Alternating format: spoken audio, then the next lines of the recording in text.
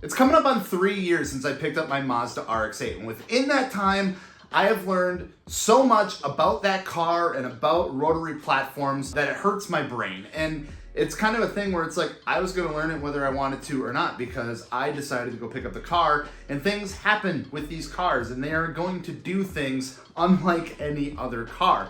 Now, the general consensus of rotaries, and specifically the Mazda RX-8, is that they're just horrible to own. And with coming up on 3 years of ownership, I thought I'd give you guys my insight of everything that's gone wrong, maybe that has happened, and overall what I have learned from owning a Mazda RX-8. And more importantly, you guys had a bunch of questions that I asked on my Instagram that I'm gonna go over and answer as well. So before we go ahead and get into everything, don't forget to subscribe, like this video. Here we go. Now, when I first got the car, one of the main questions that I had, or things that I wanted to learn about, was Premix and what it actually was. Was it needed for this car? Was it going to be beneficial, or was it just for like older RX-7s? Did it matter if the car was turbocharged or not? You know, what exactly was it, and did I need to do it? And very quickly found out that it's more of just a beneficial thing that you can do to extend the longevity of this engine. Now, specifically with the Renesis engine and the S1 RX-8s, like the early generations like mine, we're known for more issues than other RX-8s. So I wanted to take every step that I could to make sure that this thing wasn't just gonna die on me right away. Now, ideally with Premix, you want to do it as early as possible. And unfortunately, I didn't own the car since it was new, but I'm like, you know, it's probably gonna help no matter what if I start it now anyway. So I started Premix. And basically what that is taking a 2-stroke type oil and mixing it with your gasoline every time you fill up. Personally, I do about 4 ounces per tank every time I fill up. It's nothing too crazy. I think you can go upwards of like 8 ounces if you're doing like a racing mix or something like that. But I go with Idemitsu Premix oil. It's easy to get my hands on. It's a lot of people use, and I can get it on Amazon, and I can get it really quick. What I've come to find out is that there's 2 ingredients to keeping rotary engines happy. 1 is oil, and 2 is cooling. Now, oil being the easiest one to take care of with things like Premix and things like that. However, I did go the extra step with my RX-8 and installed a sewn adapter in the support kit. Now, I get a lot of questions about this setup and specifically where I got it from. And I got mine off of eBay. There was a guy that made these kits. He like CNC'd out these brackets and everything. He made the containers for the oil and your windshield washer fluid, so you can kind of get it all nice and squared away up in that corner there. And then he also supplied the sewn adapter itself, which gets sandwiched between the actual oil pan and then the oil metering pump. You know the running joke that RX-8s burn oil? Well, they do. That's how they operate, because it's basically a 2-stroke engine. But instead of using the actual oil from the oil pan, what the sewn adapter does is it allows it to pick up from a separate reservoir that's going to be filled with fresh premix oil. So you're always injecting fresh oil into the engine, so there's not going to be any contaminants. It's not going to be used oil. But most importantly, what that allows you to do is switch out the oil in the oil pan, since it usually has to be thinner to actually inject into the engine.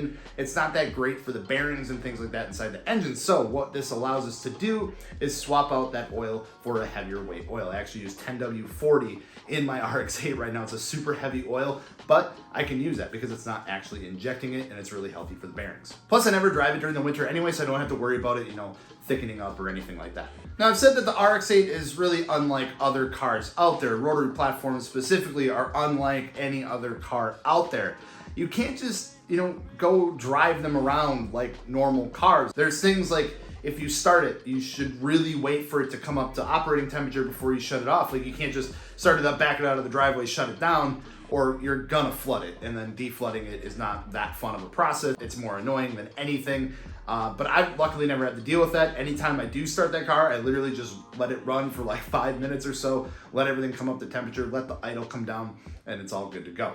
You have to drive the absolute piss out of these cars. They enjoy it. Like the joke about like the daily red line, do that. They like that. Plus, it's really, really fun because sometimes it shoots massive fireballs out the back. But overall, these cars just require a little more maintenance than most. And that's really all I've had to do with this car, was like a lot of preventive maintenance and a lot of extra steps to make sure that the engine does last a little bit longer, because the question isn't if the engine's gonna go out, it's when the engine's gonna go out. And I'd rather have the engine go out a little bit later than sooner. So I'm taking every step that I could to kind of, extend that inevitable thing that's going to happen. But overall, the car has been very reliable for me. It's just, keeping an eye on things, making sure that everything is operating as it should, making sure the engine is staying cool, making sure that it's getting the oil that it needs, that you're not, taking short distance trips where a lot of turning on and turning off and things like that. But overall, the car has been really, really good to me. Now, I know that isn't the case with everybody, but when I was looking for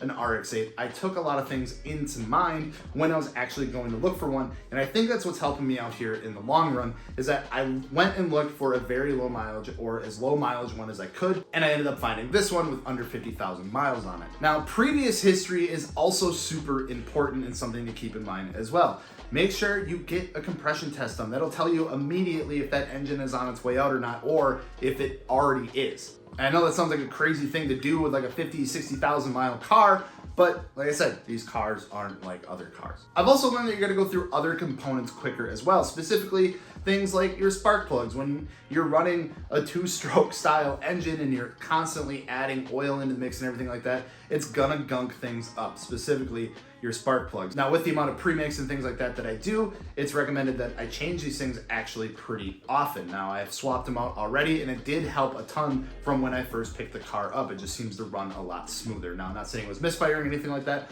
but it does operate a lot smoother because those plugs can get so gunked up. It's also recommended to upgrade the coil packs as well. Now, that's something that I haven't taken the step to do yet. It's a little more expensive, but I hear that it is very beneficial for these cars. So like I mentioned in the beginning of the video, I asked you guys on my Instagram if there's any burning questions you had about owning a Mazda RX-8 or anything that you guys wanted to know. So I have a couple of them up right here, and we're gonna go through them real quick. The first question from Delaney Frost 89, asking the important questions. Are they big guy friendly? Now listen, I'm a pretty big dude, all right? I even swapped out the seats for some Corbeau bucket seats. And honestly, I can tell you, I fit perfectly fine in these cars. There are actually a lot of room in the car itself. You got the suicide door, open up the whole side of the car. You can really throw that front seat way back. And honestly, I have no issues getting in or out of the car. I'm comfortable the whole time I'm driving. I said, even with those aftermarket seats are a little bit smaller, I'm still more than happy getting in and out of that thing. Ben VN asks, how reliable has the car actually been? If not, what's the worst issue?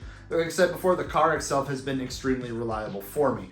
There's no previous issues or anything like that. The only thing that I've really had to take care of, and it's really no fault of the car, but found that it was an annoying expense, specifically for what the part it was the oil cooler lines. The actual oil, there's oil coolers that are in the front of the car. There's an intake on the left and the right side. There's 2 oil coolers that are functional, but the one that runs from the driver's side to the engine got really, really nasty and corroded and was leaking quite a bit of oil. So I had to swap that out, and it was like almost a $200 oil line. It was absolutely insane how expensive that was, but it's a really nice braided oil line now. I'm never gonna have to worry about that again, and it fixed the oil issue. But other than that, the car itself has been extremely reliable.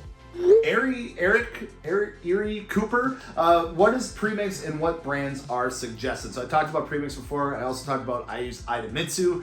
That's the only one that I've tried so far, but I know that there's also renewable lubricants, that they do a lot of stuff with FD and stuff like that too, that they make a really good premix as well. But I've always ran Idemitsu and I've had no issues with it. Alex Weiss 94 asks, MPG, absolutely garbage. This car is atrocious on gasoline. Now, I don't know if that's just like the intake and exhaust setup I have, or that I just drive like an absolute idiot when I'm behind the wheel of it because it's just so much fun.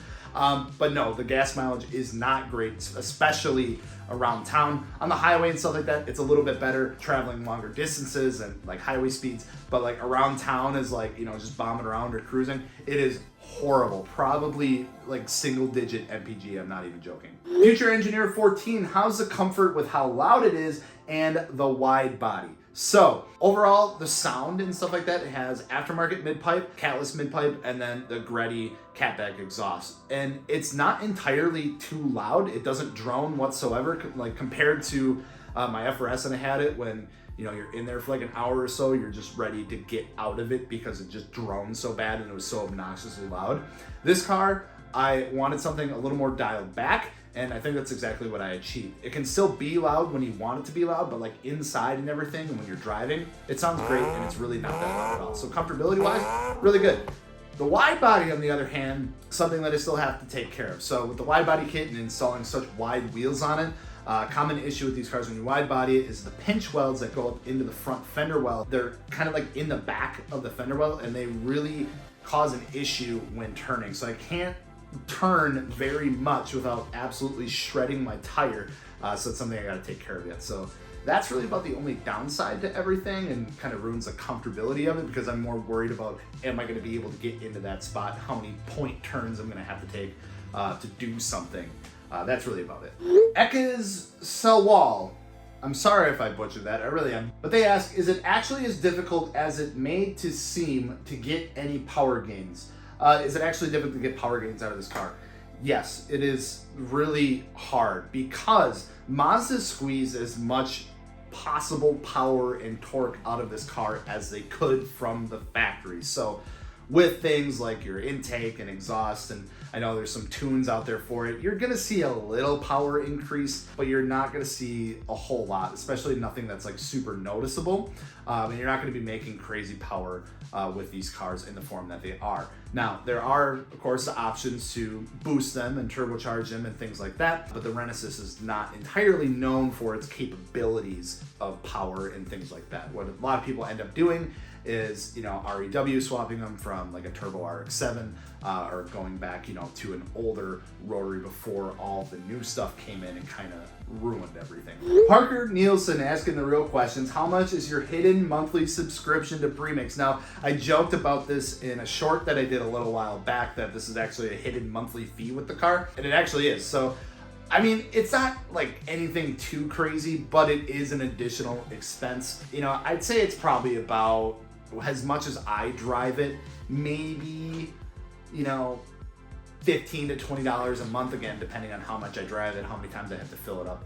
So nothing like too bad, but I am going through a lot of it because I'm not only premixing it, I'm using the premix in the Sone adapter and support kit as well. So I'm kind of doubling the amount that I would normally use when just premixing, and it's something I always make sure I have a couple quarts in the car ready to go. Carson Dome, again, sorry if I'm butchering these. Is it reliable enough to daily?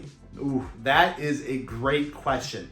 Out of the gate, I'd say yes. Would I recommend it? Probably not. Just because, like I mentioned before, it's not great with like running around town. Like I said, the gas mileage is not that fantastic.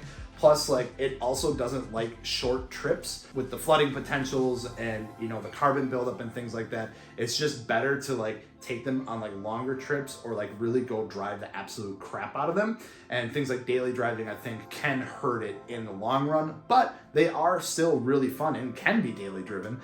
Just drive it a little bit harder. Don't drive it like your grandma's car. Drive it like a fun car. And then we got the straight pipes. How often does the engine blow up per day?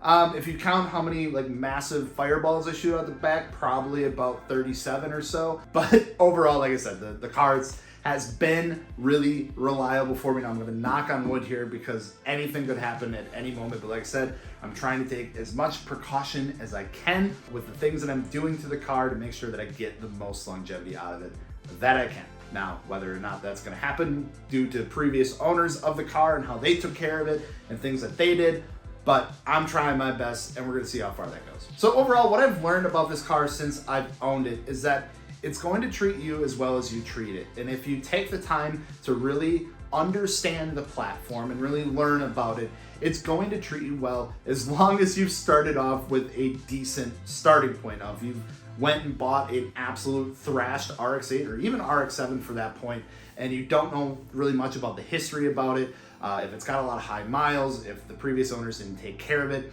it's probably not going to turn out the best for you. And I think that's a lot of the situations that people find them in. They go find like a really cheap RX-8 or RX-7 and they get really excited about it, and then it, you know, loses all compression like a month down the road, and like, oh man, these things suck. But it's really not the case. It really comes down to maintenance, and these cars, like I said, do require a bit more maintenance than your typical car because they are a completely different type of animal. I've learned that the community surrounding Rotaries and specifically the RX-8 is a great community to be a part of. When I first got the car and started doing videos, there were so many people that reached out to me and provided, insight and tips and things I should get for the car and things to look out for. And I've never had that with another platform that I've gotten into. I think the Rotary guys, they all know that we gotta fight for it. Like there's a lot of bad stigma around these cars out there. But the reality is that they're not as bad as people make them out to be. Now I know that anyone that owns their car is gonna say that about their car.